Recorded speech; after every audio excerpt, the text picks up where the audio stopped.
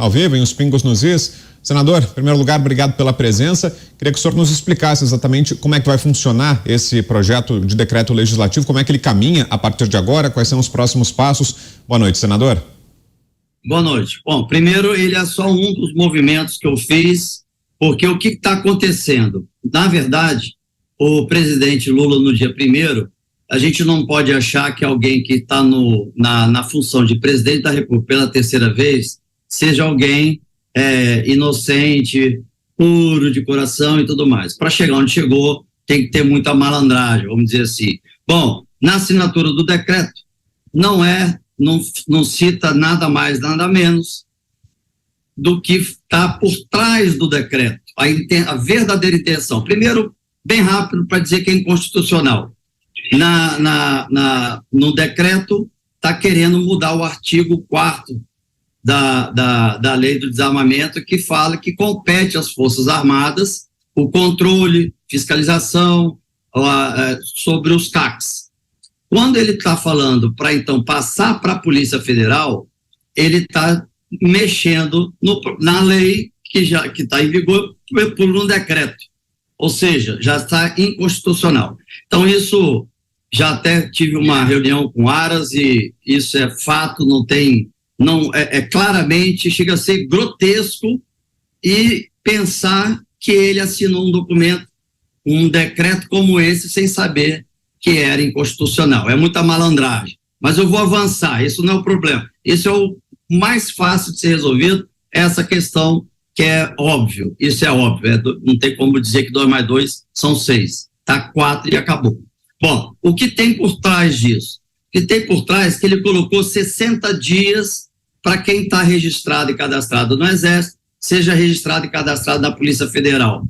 Bom, humanamente impossível. Eu conversei com a cúpula do Exército e conversei com a cúpula da Polícia Federal. Resumindo, disseram que é humanamente impossível, ainda mais em 60 dias. Disseram que levaria alguns anos. E tem outra notícia que é impressionante. Os dois, comando do Exército, comando da Polícia Federal, disseram que só ficaram sabendo do decreto pelo Diário Oficial da União, ou seja, eles nem foram consultados antes se havia possibilidade, se o tempo era viável, se tinha condições ou não, se era dentro da Constituição, se não era, nada disso, simplesmente colocaram um papel e o presidente assinou. Então não dá para falar que ele assinou um documento depois de estar pela 3ª vez com o presidente da República, sem ter conhecimento do conteúdo. Então, isso não cola.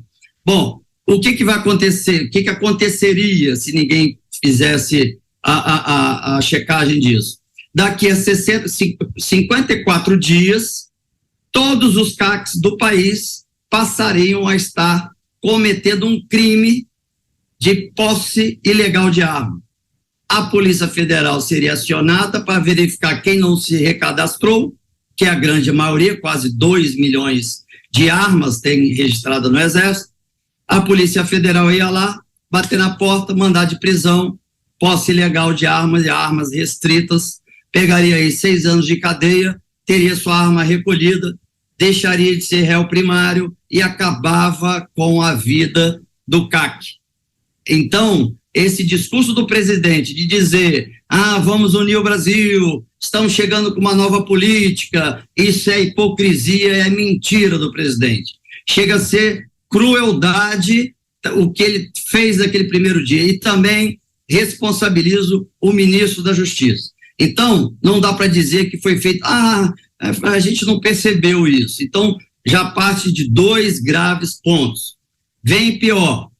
Nós temos, assim, eu apresentei o PDL, o meu partido Podemos, junto comigo, já está apresentando uma ADIM no STF. Já mandei hoje um ofício para o diretor da Polícia Federal para dizer a constitucionalidade, se há, dentro do decreto, e como ele vai executar o recadastramento dessas 2 milhões de armas. Eu quero ver a resposta dele. A Polícia Federal é uma polícia eficientíssima, corretíssima, honestíssima. Eu tenho um relacionamento fantástico com todos os delegados e eu sei que ele vai ser realmente sincero na resposta. Bom, Outra coisa, já fiz também a convocação do ministro da Justiça, a convocação para estar nas comissões a quais eu sou vice-presidente, que são a Comissão de Segurança Pública, já foi enviado o ofício, para a Comissão de Transparência, que eu também estou como vice, e também para a CCJ. Então, estamos cercando de todos os lados, não vai ter outra alternativa, o decreto vai cair. Todos os juristas, né, mostrei, reuni com o presidente, reuni com Aras e tudo está muito claro, definido, resolvido. A maldade que está por trás disso, o que é pior, que eu vou falar para vocês ainda. Sabe o que acontece? Nem precisava, porque a Polícia Federal já tem dentro da sua estrutura o sistema que coliga com o Exército. Então ele tem acesso às informações do CAC, endereço, arma, qual calibre, todas as informações, ou seja, nem precisava estar fazendo mesmo que fosse constitucional, não precisaria nem fazer esse recadastramento, porque o sistema Sigma e Sinab já estão em comunicação. Então, olha o nível do absurdo. Certo. Senador, nível de absurdo. Nosso tempo está um pouco apertado, a gente está com pouco tempo. Eu vou passar para o Paulo Figueiredo, ele vai fazer mais uma pergunta. Peço que o senhor seja um pouquinho mais breve na resposta e o Paulo vai ser breve também na pergunta. Diga lá, Paulo. Senador, eu vou ser bem breve. Pelo que eu entendo, o principal caminho, obrigado pela entrevista, antes de tudo, pelo que eu entendo, qual o caminho que o senhor vê mais chances de evitar que esse decreto seja levado adiante? Porque, pelo que eu entendo, se ele for, o objetivo final é a criminalização dos CACs. Você vai ter quase 2 milhões de pessoas tendo as suas armas de forma ilegal. E aí é ótimo que o governo escolhe 2 milhões de pessoas, consegue escolher inclusive pessoas bem, em geral, são mais conservadoras, né, representam conservadoras, e consegue ter todo mundo na mão para ser processado criminalmente. Tira o réu, as pessoas deixam de ser réu primário, passam a ter a sua vida na mão do governo, né? Um expediente até assustador. Não sei nem como é que se faz para processar na justiça 2 milhões de pessoas. Qual que é o caminho que o senhor acha que tem mais chance de dar certo? PDL ou Supremo Tribunal Federal? Eu digo isso porque o Supremo Tribunal Federal geralmente age contra o direito das pessoas terem arma e não em favor. Inclusive eles manifestam ideologicamente que são contra a ideia das pessoas de bem terem armas. Bandidos não, bandidos eles estão de boas. Nós temos assim, temos períodos, mas que o decreto vai cair, isso é fato, não há dúvida.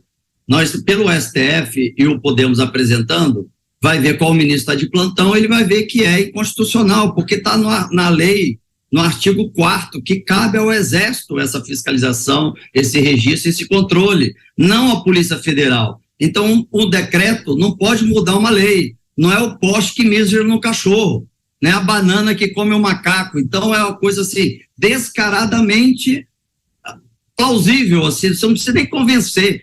O que é importante, que eu quero pegar o gancho e deixar claro, para quem pensa que a arma registrada do cidadão que segue a lei vai para o crime, é mentira, isso é coisa de passado, 10, 15, 20 anos atrás. Sabe o que o traficante... Já tive reuniões com o traficante, só para vocês terem ideia. Eles disseram o seguinte: Duval, eu não era senador antes, Duval, o que nós fazemos? Quando vem arma roubada para cá, para a comunidade, a gente manda devolver para a delegacia mais próxima e penalizamos quem trouxe esse armamento para cá. Mas sabe por quê?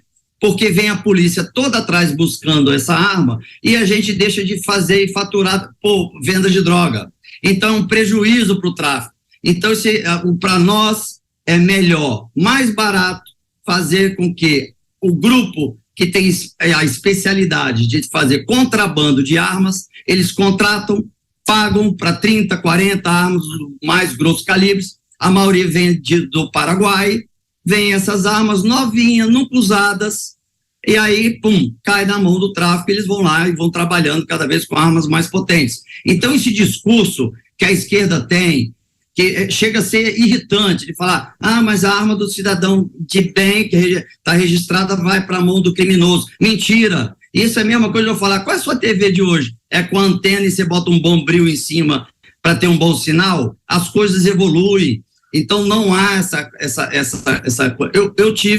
Eu vou dar um testemunho aqui, que o policial que faz a minha segurança, infelizmente eu tenho que ter o segurança, para mim igual ter uma tornozeleira eletrônica, para me monitorar, eu tenho um policial do Senado que faz a minha segurança, ele foi descer para fazer um lanche, nisso chegou os soldados do tráfico, reconheceram ele como policial, resumindo, começaram a dar coronhada, ele todo ensanguentado, começaram a falar, então agora nós vamos matar. Quando começaram a fazer a posição de matar ele, isso já tinha tomado a arma dele e tudo mais. Ele conseguiu, porque estava todo ensanguentado, depois eu mostro a foto, ele conseguiu se desvencilhar e fugiu, achando que ia tomar um tiro pelas costas. Conseguiu entrar num pronto-socorro, foi rapidamente atendido, vocês não vão acreditar na foto, e isso ele já tratado. E aí o que aconteceu? Chegou um senhor de idade com um pacote de pão na mão, e falou, isso aqui é para entregar para o rapaz que chegou ferido aqui. Quando ele recebeu o pacote, quando ele foi abrir, o que tinha no pacote? A arma dele. Sabe por que o traficante mandou entregar a arma para ele? Porque o traficante não quer ter prejuízo. Não quer ter prejuízo, o foco dele é vender droga, fatura milhões. E aí ele vai querer fazer com que porque no meu estado, cada policial que apreende uma arma, cada arma vale R$200.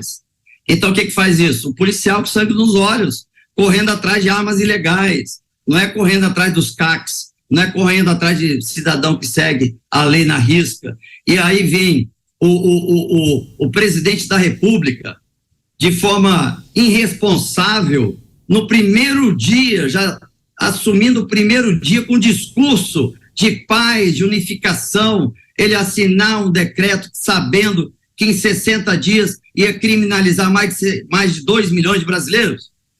Não dá para achar que é inocência, é maldade isso. Desculpa o desabafo. Imagina, dá tempo de uma última pergunta, Coronel Gerson Gomes. Vai lá, Coronel, rapidinho. Senador, primeiro, parabéns pela sua iniciativa. Segundo, nós percebemos que há um desconhecimento desse assunto que tenta ser tratado com uma exploração política, mas na verdade eu estou com um site aberto aqui do Exército, são muitas atividades de coordenação e que há uma capilaridade no país inteiro e somente as Forças Armadas têm como fazer esse tipo de atividade, não porque as Forças Armadas queiram, porque eu já tive esse encargo e é uma tremenda de uma dor de cabeça. No entanto, nós da Polícia Federal são 5 mil homens, né? 5, 6 mil homens. E não tem presença nacional. E não tem presença. Você imagina se você tivesse que ver tudo sobre blindagem automotiva, sobre emissão das guias de tráfego, ter que fiscalizar as lojas que fazem a comercialização, inclusive tem comercialização de tipos de armas diferentes, a transferência de titularidade, o que faz o colecionador é diferente do que faz o caçador e principalmente do que faz aquele que vai para o stand de tiro praticar, que é o tiro desportivo, ou seja, há um desconhecimento desse assunto, tentando imputar sobre os CACs exatamente aquilo que nós gostaríamos de ver a Polícia Federal fazendo com os traficantes e com aqueles que têm as armas no crime. Sabe, eu tentei marcar uma reunião com o ministro antes da início desse processo. O ministro simplesmente não me recebe, não atende meu telefone e nem me responde. Ou seja, além de ser claramente um ministro que não entende absolutamente de nada de segurança pública. É um caiu de paraquedas e é conhecido por ter feito um projeto para presos, para dar aula de defesa pessoal para presos. Tinha que estar dando para a família que foi violentada. Então, assim, umas coisas assim que é absurda.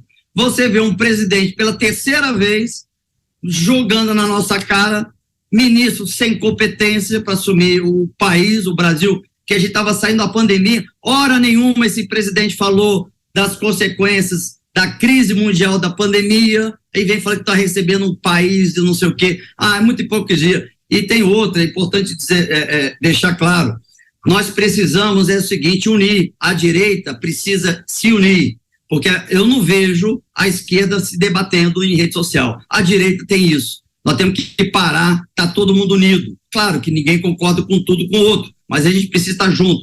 E eu estou fazendo todos os esforços para esse decreto cair, que não vai ser difícil, tá fácil, tá mole, só que pena que hoje é sexta-feira, mas na segunda-feira eu vou dar, falta mais um que é pro STF, o resto já está tudo já encaminhado.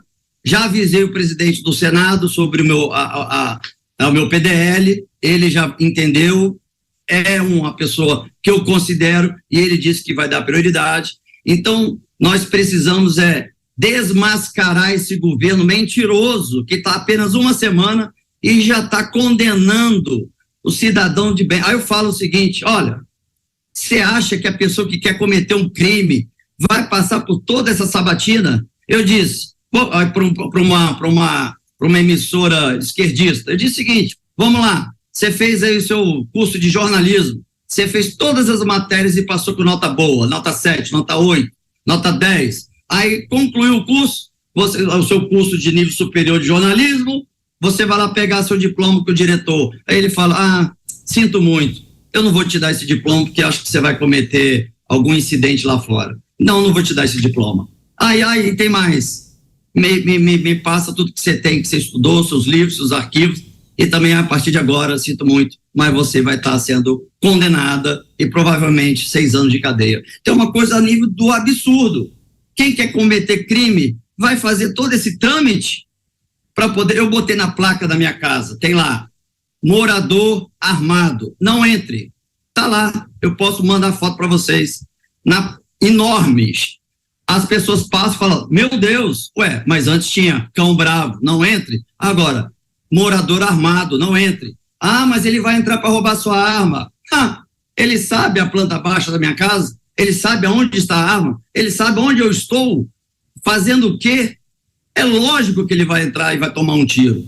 Então, a minha arma protege a vida. Aí a esquerda vem, porque senador, a arma foi feita para matar. Não, a arma foi feita para proteção da vida. Por isso que a Ucrânia ficou pedindo, pelo amor de Deus, para o mundo, para mandar armamento para lá, para proteção da vida dos ucranianos. Então, senador, é uma coisa mais óbvia do que isso, gente. Nosso tempo está esgotado, mas quero agradecê-lo muito, senador Marcos Duval, pela presença aqui com a gente.